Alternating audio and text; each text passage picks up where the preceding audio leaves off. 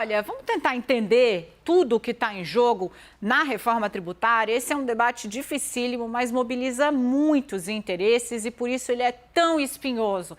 Nós buscamos um dos economistas, dos técnicos mais respeitados de Brasília para tentar explicar para você exatamente tudo o que está em discussão. Vem para cá Felipe Salto, ele é diretor executivo da Instituição Fiscal Independente do Senado. Meu caro, muitíssimo obrigado, um prazer recebê-lo aqui no CNN 360. Felipe, assim, a gente está vendo até agora uma discussão muito etérea, porque não se tem nem o texto do relatório final, né? Mas importante a gente deixar claro para as pessoas o que é que está balizando aí essa ideia do Aguinaldo Ribeiro da reforma tributária. A criação de um sistema de impostos unificado, digamos assim, né? O que seria, por exemplo, esse passo inicial? Qual é a primeira meta que a gente tem que ter nessa discussão, se de fato a ideia for simplificar o nosso sistema tributário? Bem-vindo, meu caro. Obrigado, Daniela. Boa tarde a todos. O que a gente precisa ter claro é que a reforma tributária que está em discussão, a chamada PEC 45, proposta de emenda à Constituição, e também a de número 110, elas tratam de, como você disse, unificar impostos federais, municipais e estaduais. São 5 impostos. O ICMS, que é um imposto estadual, o ISS, que é dos municípios, o IPI, um imposto sobre a produção de nível federal, o PIS e a COFINS. Então, a ideia é unificar todos esses impostos naquilo que os economistas chamam de imposto sobre valor agregado. Um único imposto que vai ter uma partilha por meio de um órgão central, e aí é que começam a entrar os problemas, porque é difícil você defender, por exemplo, retirar o ICMS de um governador prometendo que ele não vai ter perda de arrecadação, porque isso vai ser garantido por um órgão central que vai fazer essa partilha, etc, etc.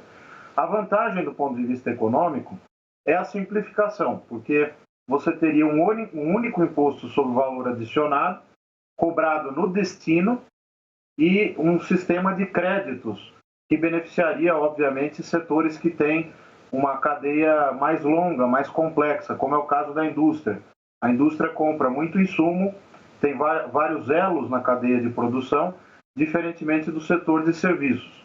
Então, o benefício que se esperaria da reforma é algum ganho de crescimento econômico via redução desses custos de compliance, de cumprir com as obrigações tributárias e alinhando o país ao que acontece na maior parte dos países do mundo, onde se aplica o chamado IVA, Imposto sobre o Valor Agregado.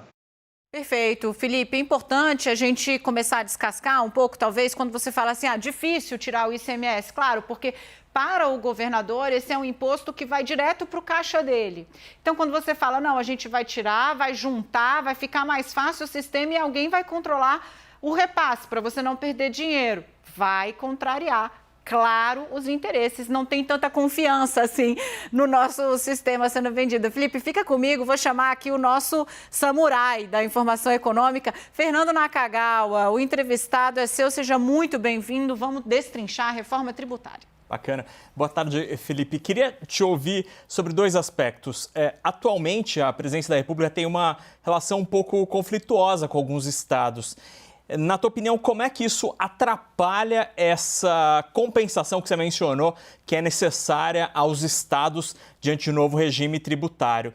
Além disso, te pergunto também sobre o fatiamento.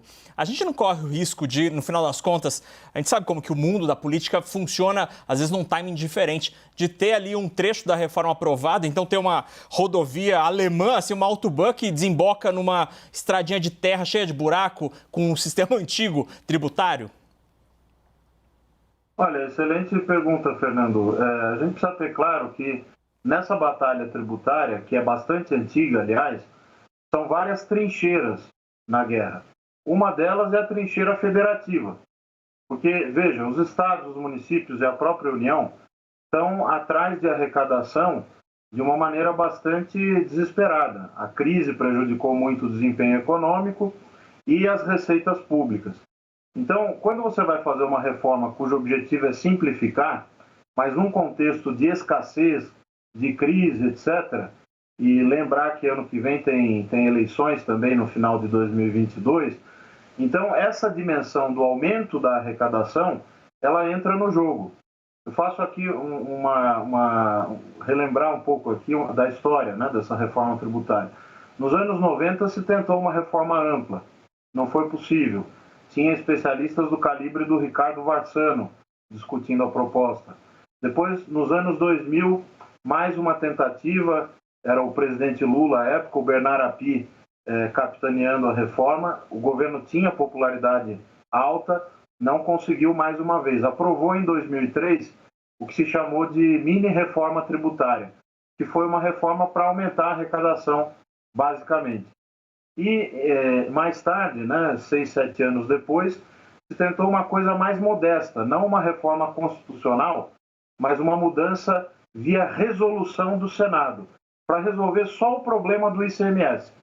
Porque é importante a gente esclarecer que o ICMS é o maior imposto do Brasil, só que ele é arrecadado por cada uma das 27 unidades da federação, os estados mais o Distrito Federal. Tem milhares de legislações sendo modificadas, de normas sendo editadas quase que diariamente, e isso produz uma situação bastante complicada. O relatório Doing Business, que a gente pode traduzir como facilidade para se fazer negócios, que é divulgado pelo Banco Mundial, mostra que de um conjunto de 190 países, nesse quesito pagamento de impostos, o Brasil está na posição 184. Então a gente só tem 6 países que são piores do que a gente nessa matéria. As empresas gastam em média por ano mais de 1.500 horas para cumprir com as obrigações tributárias. Agora, como é que você sai de um equilíbrio ruim para um equilíbrio melhor?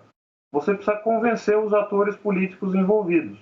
Os governadores dos estados ricos ficam com preocupação de perder esse poder de controlar o ICMS. Os governadores dos estados mais pobres vão perder, por outro lado, os instrumentos que eles têm hoje no âmbito desse imposto do ICMS para conceder incentivos tributários.